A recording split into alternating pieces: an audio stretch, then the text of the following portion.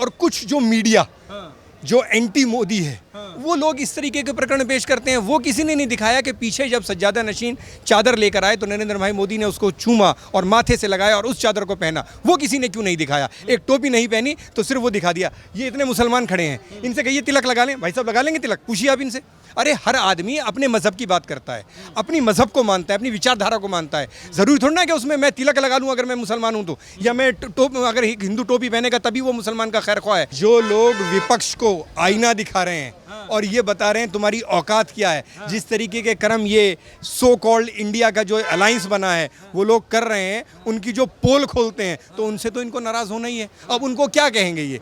अब जब उनका सवालों के जवाब नहीं दे पाते हैं तो उन्होंने कहा भाई उनके प्रोग्राम में ही जाना बंद कर दीजिए। कांग्रेस ने जितना मुसलमानों का दमन किया है, कत्लेआम किया है, शायद ही दुनिया में हिटलर ने भी किया होगा।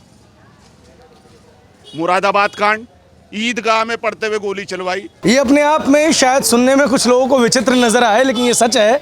और विजुअल में आपने देखा भी होगा कि आज जो एक पूरा का पूरा परसेप्शन बनाया जाता है नरेंद्र मोदी के लिए वो तोड़ा गया है। ये दिल्ली की एक पवित्र, दिल्ली की अगर बात की जाए तो पूरे भारत में एक पवित्र दरगाह है, हज़रत निज़ामुद्दीन औलिया की दरगाह। यहाँ पे मतलब जो सूफिज़्म है उसके लिए आप समझिए ही इस चीज़ को, ये हिंदू मुस्लिम एकता का एक प्रतिबिंब है। और यहाँ पे नरेंद्र मोदी की सेहत के लिए दुआ की गई है, चादर चढ़ाई गई है।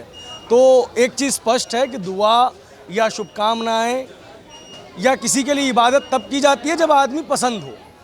और नरेंद्र मोदी का पूरा नैरेटिव ही यही है कि वो एंटी मुस्लिम है और मुस्लिम्स उन्हें पसंद नहीं करते। तो इस पूरे कार्यक्रम में जो कुछ लोग शरीक हुए थे, हम उनसे बात करेंगे एक एक करके। भाई साहब आपका नाम? बबलू मंसूरी जी। आप थे अंदर? जी जी। क्यों आए आप? नरेंद्र मोदी के लिए दुआ करने आए हैं। 2024 के अंदर वो दोबारा इस देश के प्रधानमंत्री बने। जैसे उन्होंने मुस्लिम समाज के लिए बहुत बढ़ चढ़ के काम किया, आज तक पिछली सरकारों ने कुछ ऐसा काम नहीं किया मुस्लिम समाज के लिए। ख़ास तौर पे नरेंद्र मोदी जी ने बहुत काम किए, बहुत काम किए। भाई साहब जब बहुत काम किए तो लालू यादव जैसे नेता, राहुल गांधी जैसे नेता लगातार उनके ऊपर अटैक क्यों करते हैं कि उनकी सरकार में माइनॉरिटी के ऊपर जो है वो अटैक किया जाता है? असली में क्या है, उनको तो शुरू से ध्रुवीकरण की राजनीति ही करना है। चाहे लालू जी हों, चाहे पूर्व मुलायम सिंह यादव जी हों, इन्होंने तो ध्रुवीकरण की राजनीति ही की है। कमाल खान साहब क्या लग रहा है, एक तरफ तो लालू यादव कहते हैं कि माइनॉरिटीज़ को इस सरकार में दबाया जाता है, दूसरी तरफ वही माइनॉरिटी कम्युनिटी के लोग नरेंद्र मोदी के लिए दुआ पढ़ रहे हैं। ये दोनों चीज़ें कैसे हो सकती हैं? भाई लालू की आप बात ही करना बंद कर दिए। एक ऐसा भ्रष्ट आदमी जिसको जेल हो चुकी, जिसको भ्रष्टाचार में सज़ा मिल चुकी है, अब बेल पर है, उसकी बात आप मुसलमान के लिए क्यों कर रहे हैं? आप मुसलमान की बात मुसलमान से पूछिए। ये कोई मुसलमानों के खैर ख्वाह नहीं है जिनसे आप मुसलमानों की बात पूछ रहे हैं। आप मुसलमान से पूछिए। आपने आज देखा होगा, आज नरेंद्र भाई मोदी जो हमारे आदरणीय प्रधानमंत्री जी हैं, वज़ीर आज़म साहब हैं, उनका आज यौम विलादत है।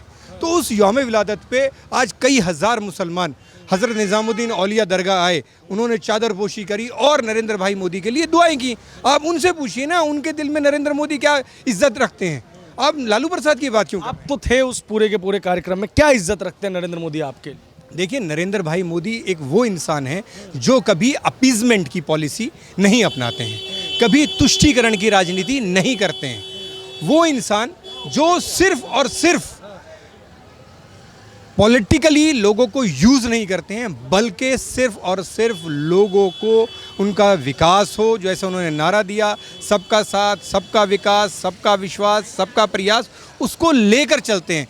इस वजह से मुसलमान आज उनकी इज्जत करता है और दिल से दुआ करी है आज महबूब इलाही की बारगाह में कि उनकी सेहत सलामती हो और आने वाले 2024 के चुनाव में वो चुनाव जीते और आगे आने वाले टाइम में भी वो भारत का नेतृत्व करें। अच्छा, एक चीज़, नरेंद्र मोदी की पब्लिक स्पीचेस वगैरह अगर आप सुनते हैं, ध्यान रखते हैं, तो आपको आज तो मौके नहीं मिलते हैं वो ढूंढने के जिसके अंदर वो डिफ्रेंशिएट कर रहे हैं वो चीज़ों को, लेकिन 2-3 पुराने प्रकरण हैं जिनको आज भी जिंदा किया जाता है। मसलन आपको याद होगा एक बार मंच पे नरेंद्र मोदी ने वो टोपी नहीं पहनी थी, और दूसरा गोधरा कांड, उसको लेके आज तक टारगेट किया जाता है। क्या आपको लगता है कि कुछ वो नरेंद्र मोदी की तरफ से गलत काम? जवाब आपको दे देता हूँ।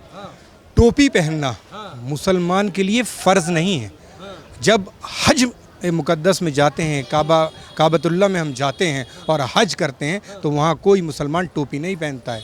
हाँ, उसी मंच पर पीछे दरगाह शरीफ के सज्जादा नशीन थे, उन्होंने चादर पेश करी तो नरेंद्र भाई मोदी ने अकीदत से उसको चूमा और उसको पहना। और जब ख्वाजा मोइनुद्दीन चिश्ती रहमतुल्लाह अलैह, ख्वाजा गरीब नवाज का उर्स होता है, तो हर साल 2014 से नरेंद्र भाई मोदी अपना रिप्रेजेंटेटिव भेजकर वहाँ पर चादर पेश करवाते हैं। ये है नरेंद्र भाई मोदी। लेकिन वो तस्वीरें आज तक याद नहीं दिलाई जाती, लेकिन जो दूसरी वाली टोपी वाली तस्वीर है उसको लगातार प्रोपेगेट किया जाता है। क्यों? वो फिर ऐसा ही है ना जी कि कुछ तो राजनीति के लोग और कुछ जो मीडिया जो एंटी मोदी है वो लोग इस तरीके के प्रकरण पेश करते हैं। वो किसी ने नहीं दिखाया कि पीछे जब सज्जादा नशीन चादर लेकर आए तो नरेंद्र भाई मोदी ने उसको चूमा और माथे से लगाया और उस चादर को पहना। वो किसी ने क्यों नहीं दिखाया? एक टोपी नहीं पहनी तो सिर्फ वो दिखा दिया। ये इतने मुसलमान खड़े हैं, इनसे कहिए तिलक लगा लें। भाई साहब लगा लेंगे तिलक? पूछिए आप इनसे। अरे हर आदमी अपने मज़हब की बात करता है, अपनी मज़हब को मानता है, अपनी विचारधारा को मानता है। ज़रूरी थोड़ा ना कि उसमें मैं तिलक लगा लूँ अगर मैं मुसलमान हूँ तो, या मैं अगर हिंदू टोपी पहनेगा तभी वो मुसलमान का खैर ख्वाह है, या अगर मैं तिलक लगा लूँ तभी किसी हिंदू भाई के खैर ख्वाह हूँ। ऐसा कुछ नहीं होता है। ये सब बकवास बातें हैं। अच्छा, ये आपने एंटी मोदी मीडिया की बात की। आजकल 14 ऐसे पत्रकार हैं जिनको बाइकआउट किया गया है और कहा गया है कि सरकार के इशारे पे ये लोग जो हैं हिंदू मुस्लिम करते रहे है। जो लोग विपक्ष को आईना दिखा रहे हैं और ये बता रहे हैं तुम्हारी औकात क्या है, जिस तरीके के कर्म ये सो कॉल्ड इंडिया का जो अलायंस बना है वो लोग कर रहे हैं, उनकी जो पोल खोलते हैं तो उनसे तो इनको नाराज़ होना ही है। अब उनको क्या कहेंगे ये? अब जब उनका सवालों के जवाब नहीं दे पाते हैं तो उन्होंने कहा भाई उनके प्रोग्राम में ही जाना बंद कर दीजिए। चलिए, बहुत अच्छा। एक और भाई साहब हमारे साथ, उनसे बात करेंगे। युवा हैं, क्या नाम हुआ आपका? मोहम्मद नसीम सिद्दीकी। क्या लग रहा है, मुसलमान विरोधी हैं नरेंद्र मोदी या उनके खैर ख्वाह हैं? नहीं, बिल्कुल प्यार मोहब्बत करते हैं नरेंद्र मोदी से। हमने उनकी जन्मदिन पे दुआ भी की है, चादर भी चढ़ाई है। क्या दुआ किया भाई लंबी उम्र की दुआ की है भाई। क्यों चाहते हैं उनकी लंबी उम्र? भाई हमारे देश के प्रधानमंत्री है, सबका साथ सबका विकास। कभी ऐसा हमें लगा नहीं कि हम हिंदू या मुसलमान, हम इस देश के हैं। भाई हिंदुस्तान में है, हिंदू और मुस्लिम सब भाई भाई है, इसमें कोई लड़ाई नहीं है। ये तो लड़ाई विपक्ष कराता है भाई। 9.5 साल में मीडिया की एक लॉबी लगातार यही कह रही है कि मोदी के आने के बाद हिंदू मुसलमान कर रहे हैं, और आप भाई साहब कह रहे हैं कि हिंदू मुसलमान नहीं हो रहा। कौन कह रहा? कौन कह रहा? अरे बड़े बड़े पत्रकार हैं आपके। मुसलमान है, हमने तो नहीं कहा। आप हिंदू हैं, आपको मुझसे कोई दिक्कत है? बिल्कुल नहीं है। मुझे तुमसे कोई दिक्कत नहीं। तो कौन बेवकूफ़ है जो कह रहा है इस बात को? मोदी को दिक्कत है ना एक साथ रहने। मोदी को कोई दिक्कत नहीं है, मोदी को तो बहुत खुशी है हमारे साथ में खड़े हो, हम उनके साथ में खड़े हैं मोदी जी के। कुछ काम वाम किए उन्होंने? सब काम किया। आप जाइए, यहाँ से निकलिए अहमदाबाद मुंबई जाइए, पहले 36 घंटे लगते थे, अब 18 घंटे लग रहे हैं। आप यूपी जाइए, भाई साहब 6 घंटे लगते थे 300 किलोमीटर में, अब आप 1.5 घंटे पहुँच जाएंगे। क्या काम लोगे आप? अब ये तो नहीं भाई साहब तुम किसी के कहने पे कुछ भी कह दोगे। सारे काम हो रहे हैं, बढ़िया काम हो रहे हैं। वेलफेयर स्कीम्स जो निकलती है सरकार की, उज्ज्वला योजना हो गई या अन्य योजनाएं हो गई, वो मिलता है मुसलमानों को? सब मिलता है, सब मिलता है। सारी योजनाएं मोदी जी सब देते हैं। तो लालू यादव ये क्यों कहते हैं मंच पे चढ़ के कि बताओ माइनॉरिटी को दबाया जा रहा है, ऑप्रेस किया जा रहा है? आप गांव जाइए, सबको राशन मिलता है, सब लेने जाते हैं। किसान को 6,000 रुपये आ रहे हैं, हर साल आ रहे हैं। भाई साहब क्यों नहीं कहते मैं नहीं लिखता? भाई साहब मोदी बीजेपी को ख़राब कह रहे हैं। भाई साहब 6,000 रुपये सरकार दे रही है, उसको भी तो ख़राब बताइए ना आप। उसको क्यों ले रहे हैं आप? राशन मिलता है फ्री में, क्यों लेते हो? भाई बीजेपी सरकार सबको दे रही है। ये सिर्फ वे लोग कहते हैं जो इसके विरोधी है। एक हमारे साथ बुजुर्ग चाचा हैं, इनसे मैंने ऑफ कैमरा बात की थी, तो मुझे एक जानकारी प्राप्त हुई कि लाल कृष्ण आडवाणी, जिनकी छवि हिंदू हृदय सम्राट वाली थी, वो प्रधानमंत्री बेचारे इसलिए नहीं बन पाए कि एक किस्सा है कि एक कांग्रेसी नेता आके उनको कहते हैं कि आपकी एक्सेप्टेंस थोड़ी कम है और अलायंस में गवर्नमेंट बनेगी तो जो सेक्युलर पार्टीज़ हैं वो आपको समर्थन नहीं देंगे, इससे लिए आप अटल बिहारी वाजपेयी जी को उम्मीदवार बना दीजिए। मुंबई की ये रैली थी और लाल कृष्ण आडवाणी जी मंच पे आते हैं और कह देते हैं कि पूरे देश की ये डिमांड है कि अब की बारी अटल बिहारी। अब उस व्यक्ति के लिए मैं यहाँ आके ये बात पता चली है कि नई दिल्ली से जब ये चुनाव लड़े थे तो दोनों दफ़ा उन्होंने अपनी चुनाव यात्रा यहीं हज़रत निज़ामुद्दीन दरगाह से शुरू की थी, और हाँ, मुस्लिम बहुल इलाके में वो 2 पोलिंग बूथ भी जीते थे। अब उन्हीं के शिष्य हैं नरेंद्र मोदी, वो भी हिंदू हृदय सम्राट कहे जाते हैं और मुस्लिम विरोधी कहे जाते हैं। ये देश के डेमोग्राफी का मामला है कि कितने वोट कितने, उनके कहने से जो उनकी दुकान चलती है। लेकिन हमें ने ये पाया है कि जो टूट फूट की सरकारें थी उसमें मुल्क का नुकसान होता था। 6 महीने बाद ये प्राइम मिनिस्टर, ये मिनिस्टर, मोदी जी कुछ भी हों लेकिन प्रो इंडियन हैं, वो इंडिया का विकास चाहते हैं। अभी उन्होंने सऊदी अरब के राजा आए थे, उनके साथ समझौता किया है कि एक कॉरिडोर बनेगा यूरोप तक जाने में, और उसमें सबसे ज़्यादा रास्ता सऊदी अरब से होके जाएगा। तो वो किस दुनिया का विकास करेगा, उसमें मुसलमानों का भी विकास करेगा। मुसलमान भी एक्सपोर्टर हैं, मुसलमान भी इंपोर्टर हैं, तो उस रास्ते का फ़ायदा उठाएंगे। और जितना जो लोग प्रचार कर रहे हैं, मेरी उम्र, मैं जनसंघ में भी यहाँ रहा हूँ और मैं फाउंडर मेंबर हूँ भारतीय जनता पार्टी का। हमारा सपना ये था कि इस देश में एक विकल्प बने कांग्रेस का, क्योंकि कांग्रेस ने जितना मुसलमानों का दमन किया है, कत्लेआम किया है, शायद ही दुनिया में हिटलर ने भी किया होगा। मुरादाबाद कांड, ईदगाह में पढ़ते हुए गोली चलवाई, वीपी सिंह अध्यक्ष था और वो वीपी सिंह वहाँ पे मुख्यमंत्री था, इंदिरा गांधी प्रधानमंत्री थी। लोग जो ऐसा है ना, मुसलमानों में बात फैलाने वाले, वो इस बात को नहीं लाते हैं।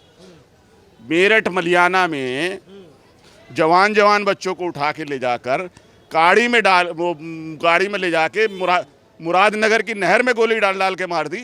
तो आज तो वो जुल्म ही नहीं है, ऐसा कोई जुल्म नहीं है। आज थोड़ा बहुत जो मुसलमानों को गालियाँ देते हैं, उसके लिए जिम्मेदार है विश्व हिंदू परिषद, बजरंग दल। इनको पार्टी को चाहिए, आरएसएस को चाहिए कि आप पीछे बैकग्राउंड में ले जाएं। आरएसएस का नाम नहीं लिया आपने इसमें? आरएसएस तो देखो, आरएसएस आज अपने आप को बदलती रहती है।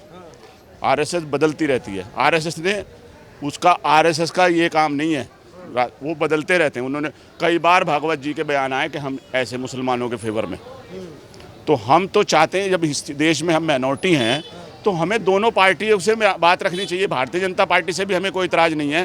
भारतीय जनता पार्टी भी आएगी तो मुसलमानों के लिए कुछ फ़र्क नहीं पड़ेगा। मुसलमान ने अपना रोजी रोटी कमानी है, नमाज़ पढ़नी है, घर में रहना है, क्या करें। हाँ, जो ये अनारकी लोग हैं जैसे बजरंग दल वाले, इन लोगों को अब अपना गाली बकना छोड़नी चाहिए, मुसलमानों के खिलाफ नारे लगाने छोड़ना चाहिए, जिससे देश में माहौल ख़राब होने की संभावना रहती है। अगर ये बजरंग दल और विश्व हिंदू परिषद को बैकग्राउंड में ले जाएं तो भारतीय जनता पार्टी से बढ़िया पार्टी इस देश के लिए कोई नहीं है। क्या नाम हुआ भाई साहब आपका? मेरा नाम परवेज़ है। आप कहाँ से हैं आप? मैं जामिया ओखला से।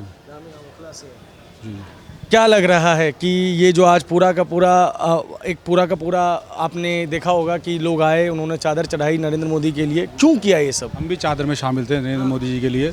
सूफी समाज जो है पूरे नरेंद्र मोदी जी के साथ है। हम सूफी समाज के बारे में आज तक किसी भी पार्टी ने नहीं सोचा सूफी बोर्ड बने। श्री नरेंद्र मोदी जी ने सारे सूफियों को साथ लिया और बहुत अच्छा कार्य करा है। आज तक किसी भी पार्टी ने सूफी समाज के बारे में नहीं सोचा। सूफी समाज आज श्री नरेंद्र मोदी जी के साथ है, सारे मुस्लिम समाज उनके साथ है। और जो आज इनके लिए दुआ हुई है जन्मदिन के तौर पर, मैं चाहता हूँ कि इंशाल्लाह जल्द से जल्द दोबारा श्री नरेंद्र मोदी जी फिर प्रधानमंत्री की सीट पर बैठें और उनको इज्जत और शोहरत पूरी दुनिया में मिले। नहीं मतलब आप दुआएं तो उनके लिए पढ़ते हैं जिन्हें आप पसंद करते हैं, जो आपका बहुत अच्छा मित्र हो या जिस आप चाहते हैं जो व्यक्ति तरक्की करे, दोस्त हो। लेकिन मोदी का तो नैरेटिव ही यही है कि मोदी एंटी मुस्लिम है। कौन कहता है एंटी मुस्लिम है? सारी विपक्षी पार्टियां कहती हैं। उनका कहना काम है, वो कहेंगे नहीं तो फिर उन्हें पूछेगा कौन? अगर वो कहेंगे नहीं तो राजनीति कैसे होगी? जब कोई किसी के बारे में कहेगा तभी तो राजनीति होती है, तो उससे पहले हो जाएगी राजनीति। वो कह रहे हैं, उनके कहने से कुछ नहीं होता। आज तक उन्हें सोचा मुसलमान के बारे में? किसी पार्टी ने सोचा? सिर्फ ने टिश्यू पेपर की तरह इस्तेमाल करा और छोड़ दिया। वोट बैंक की राजनीति है सिर्फ खाली, कि मुसलमान को डराओ, भय का वातावरण बनाओ। श्री नरेंद्र मोदी जी ने कोई भय का वातावरण नहीं बनाया, सबका साथ सबका विकास करा। आज तक कहाँ तकलीफ हुई मुसलमानों को बताइए? कोई दंगा हुआ, कोई परेशानी हुई मुसलमान को? सबसे ज़्यादा साथ काम मुसलमानों को और आज की डेट में इस सरकार में। आज मुसलमान का बच्चा पढ़ने जा रहा है, मदरसे बच्चे पढ़ने जा रहे हैं, स्कूल कॉलेज की बातें कर रहे हैं। मदरसे की बात तो नहीं कर रहे ना, कुरान की खाली बात नहीं कर रहे ना, वो किताब ही बात कर रहे हैं। श्री नरेंद्र मोदी जी लैपटॉप दे रहे हैं, पढ़ने के लिए जगह दे रहे हैं, सिस्टम में ला रहे हैं सबको। सिस्टम में लाना कौन सी बुरी बात है सर? कहते हैं मदरसों का ऑडिट करवा रहे हैं, इससे इम्पैक्ट पड़ रहा है, ख़त्म करना चाहते हैं मदरसा सिस्टम को। मदरसों को ना पहले ख़त्म कराएगा ना अब ख़त्म कराएगा। जो फर्जी मुकदमे चल रहे हैं मदरसे, उनको हटाया जा रहा है। सिस्टम में है ही नहीं, पेपरों में खाली। जब बच्चों को एजुकेशन अच्छी देंगे तभी तो बात करेंगे पढ़ाई की। जब पढ़ाई नहीं करेंगे तो क्या फ़ायदा होगा? वो तो फर्जी हैं। अच्छा, असदुद्दीन ओवैसी तो यहाँ तक कह बैठे कि सरकारी सिस्टम से मुसलमानों को धीरे धीरे ख़त्म किया जा रहा है। ओवैसी साहब अगर ये नहीं कहेंगे तो उन्हें पूछेगा कौन? ओवैसी का काम ही है शोर मचाना, कि मुसलमान के खुदा हो गए हैं क्या? नाउज़ बिल्लाह। मुसलमान का खुदा सिर्फ एक ही है, अल्लाह ताला, और वही रहेगा। और ये सब जो है अपनी राजनीति चमकाने के लिए मुसलमानों को वोट बैंक की तरह इस्तेमाल करते हैं। श्री नरेंद्र मोदी ने कभी भी मुसलमानों को वोट बैंक की तरह इस्तेमाल नहीं करा। वो चाहते हैं सबका साथ सबका विकास चाहते हैं मोदी जी। देश के यशस्वी प्रधानमंत्री श्री नरेंद्र मोदी जी के जन्मदिन की उनको मुबारकबाद देने आए। उनके नाम की चादर चढ़ाई गई है। हज़रत निज़ामुद्दीन जी से हम यही कहते हैं, दुआ करते हैं कि वो उनको लंबी उम्र दें, वो 2024 में पुनः अपना सत्ता स्थापित करें और जो काम हमारे इन 9 वर्षों में हुए हैं वो किसी भी सत्ता में 70 सालों में नहीं हुए। आप स्वनिधि योजना उठा लें, चाहे आप धन योजना में उठा लें, आप देख सकते हैं कि किस प्रकार से कितने करोड़ लोगों का जो खाता है वो जीरो बैलेंस पे खोला गया है, जो पिछले 70 सालों में सत्ता नहीं खोल पा रही थी। आज एक गरीब से गरीब मध्यम वर्ग के पास अपना खाता होता है और उसके अंदर जो भी योजनाएं बनाई जाती है वो अंत्योदय के माध्यम से। सरकार का ये निर्णय है कि अंत्योदय का माध्यम अंतिम में अग्रिम व्यक्ति में जो अंतिम छोर पे जो व्यक्ति बैठा है उस तक मेरी योजना पहुंचे,